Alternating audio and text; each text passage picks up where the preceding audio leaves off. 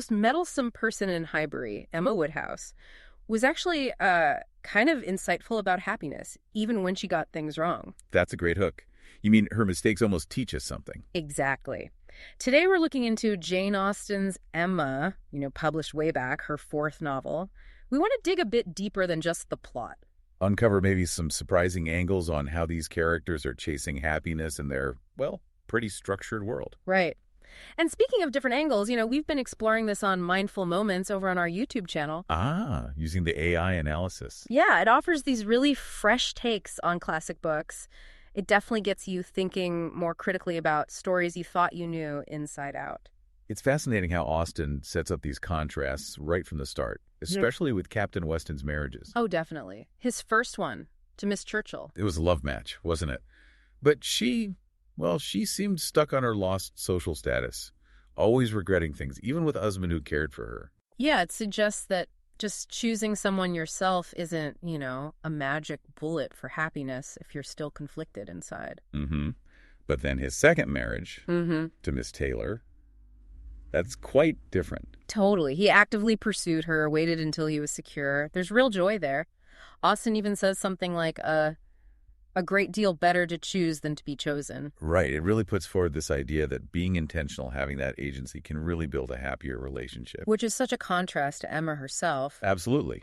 Emma's quite firm, isn't she?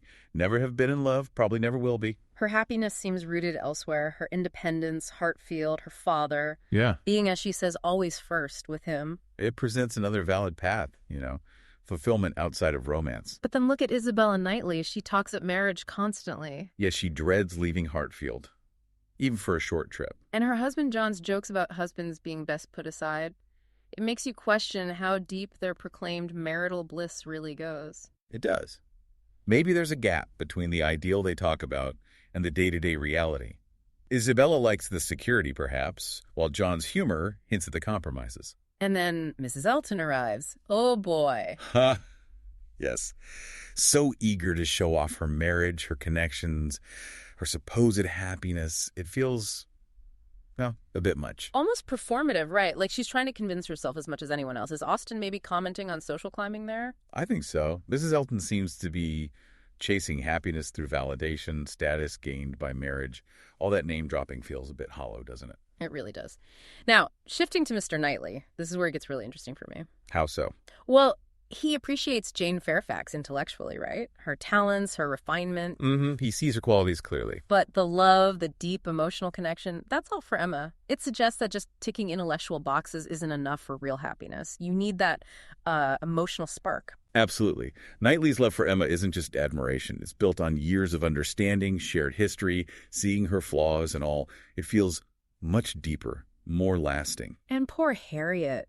Initially so easily swayed by Emma's ideas about who she should marry. Yes, that initial focus on Mr. Elton, then Frank Churchill, all guided by Emma's, misguided sense of suitability. But she ends up happy with Robert Martin. A good, solid match based on genuine affection, not social climbing. It shows happiness can be found in unexpected, maybe more grounded ways. Definitely. It's a lovely counterpoint to some of the more ambitious matchmaking. Thinking about the broader social world, Mr. Woodhouse looms large, doesn't he? His anxieties basically run Emma's social calendar. Oh, entirely. His fear of drafts, late hours, rich food, social gatherings. His comfort dictates everything. It really limits Emma's fear, in a way. And the whole business of social calls, who visits whom, especially someone like Miss Bates. Right, it reveals a lot about character. Emma's initial reluctance, and then her later guilt and effort to make amends after Knightley calls her out. It shows her capacity to grow. It does. And what about the obsession with good air? Ah, yes. The perceived health benefits of certain locations versus others. Randall's versus London. The concerns about Mrs. Churchill's illness. It reflects the medical understanding, or lack thereof, at the time. Including skepticism about imaginary complaints, which could cover a lot of genuine suffering back then. Exactly.